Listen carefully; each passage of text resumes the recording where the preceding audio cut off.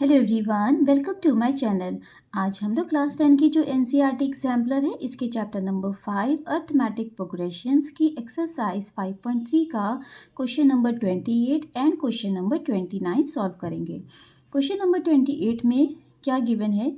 If sum of the first 6 terms of an AP is 36 and that of the first 16 terms is 256, find the sum of the first 10 terms। यहाँ पे हमें given है कि AP series के 6 terms का सम, first 6 terms का सम हमें given है 36 एंड फर्स्ट 16 टर्म्स का सम हमें गिवन है 256। तो हमें सम फाइंड करना है फर्स्ट 10 टर्म्स का। ओके, तो जो यहाँ पे गिवन है मीन्स S6 की वैल्यू हमें गिवन है, ये हमें गिवन है S36, ठीक है, एंड S16 की वैल्यू हमें गिवन है 256। ओके, हमें निकालना है S10 की वैल्यू। ओके, तो हमें फॉर्मूला पता है कि Sn इज इक्वल टू होता है n/2 in the bracket 2a plus n-1d। Okay, तो ये फॉर्मूला हमें पता है। इससे हम क्या निकालेंगे? S6 की वैल्यू निकाल लेते हैं कि क्या निकलेगी, कैलकुलेट कर लेते हैं। तो यहाँ पे S6 इज इक्वल टू क्या हो जाएगा? 6/2 इन द ब्रैकेट 2a प्लस 6-1 करेंगे तो यहाँ पे हो जाएगा 5d, ठीक है, and this is equal to 36 जो कि हमें गिवन है।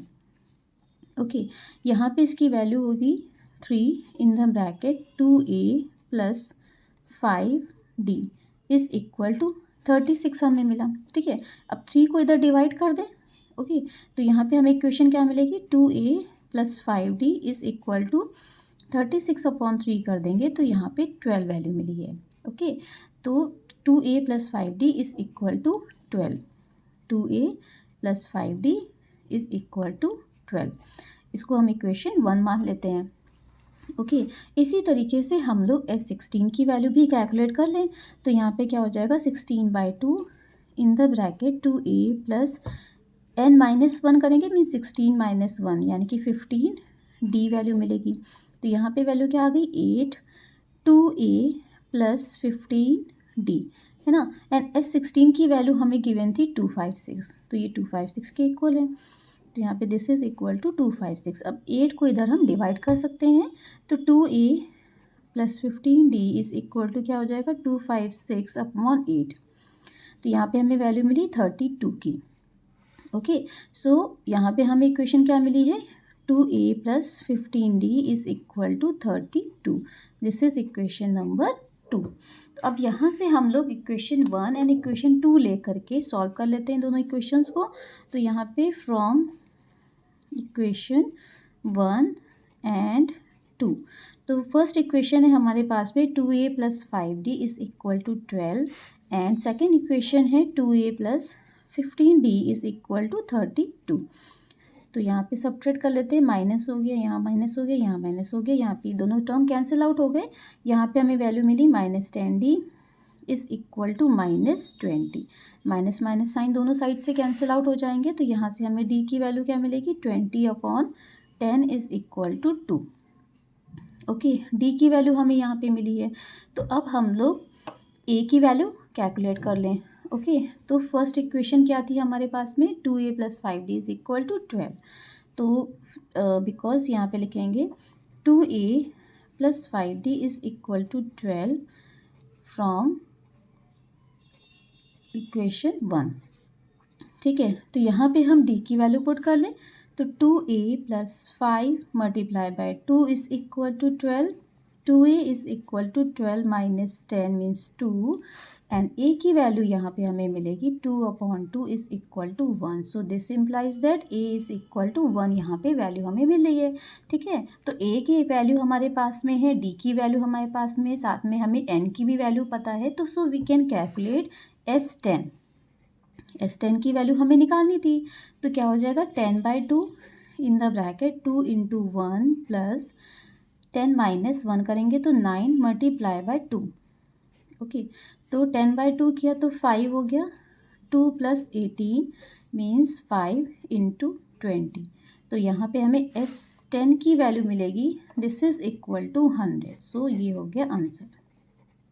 Now next question 29 is find the sum of all the 11 terms of an AP whose middlemost term is 30. अब यहाँ पे 11 टर्म्स का सम हमें फाइंड करना है, जबकि मिडिल मोस्ट टर्म हमें गिवन है 30.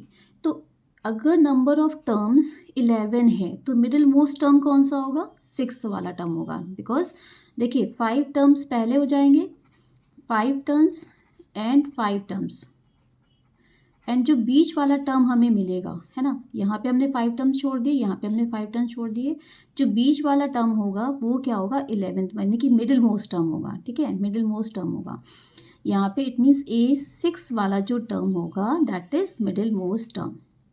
ठीक है, क्योंकि जब हम लोग मीडियन निकालते थे तो मीडियन में भी क्या होता है? Median is the middle most term. तो अगर नंबर ऑफ टर्म्स ऑड होते हैं तो वहाँ पे हम कैसे निकालते हैं? n+1/2 करके निकालते हैं, है ना. तो n+1/2 मीन्स 11+1/2 करेंगे तो हमें मिडिल मोस्ट टर्म क्या मिलेगा? 6 मिलेगा. ठीक है, की वैल्यू हमें गिवन है 30. ओके, तो A6 की वैल्यू 30 गिवन है और A6 को हम क्या लिख सकते हैं? A+n-1D करेंगे, मीन्स A+5D. ठीक है, तो इसकी वैल्यू हमें मिली है 30 की. इसको हम लोग इक्वेशन नंबर 1 एज्यूम कर लेते हैं. ओके, नाउ हमें सम निकालना है S11 का. ओके, तो Sn की वैल्यू हमें पता है n/2 in the bracket 2a + n-1d होता है. ठीक है, तो यहाँ पे जो भी चीज़ हमें नोन है उसके अकॉर्डिंग हम लोग सॉल्व करते हैं. तो 11/2 S11 की वैल्यू क्योंकि हमें निकालनी है तो यहाँ पे 11/2 हो गया, 2a क्योंकि a की वैल्यू नहीं पता है, प्लस 11 - 1 करेंगे तो यहाँ पे क्या मिलेगा? 10d मिलेगा. ओके, अब यहाँ पे हम 2 को कॉमन ले लें. ठीक है, तो 2 को जब हम कॉमन ले लेंगे तो 11/2 यहाँ पे हमें वैल्यू क्या मिलेगी? a+5d मिलेगी. तो ये 2 और ये 2 कैंसिल आउट हो गए, तो यहाँ से हमें क्या मिलेगा? 11 और a+5d फर्स्ट इक्वेशन से इसकी वैल्यू हमारे पास में क्या है? 30 की है. तो a+5d की जगह पे हम 30 पुट कर सकते हैं. तो this is multiply by 30. S11 is equal to, यहाँ पे क्या हो जाएगा? ये हमने वैल्यू पुट करी है फ्रॉम इक्वेशन 1 से, ये लिख लेते हैं यहाँ पे. ओके, तो S11 की वैल्यू हमें मिलेगी 330, और जो कि हमें फाइंड आउट करना था. So this is our answer. I hope ये दोनों ही क्वेश्चंस आपको समझ में आए होंगे. अगर मेरी वीडियो पसंद आई है तो प्लीज़ इसको लाइक, शेयर एंड सब्सक्राइब करना मत भूलिएगा. See you in the next video. Till then, bye bye.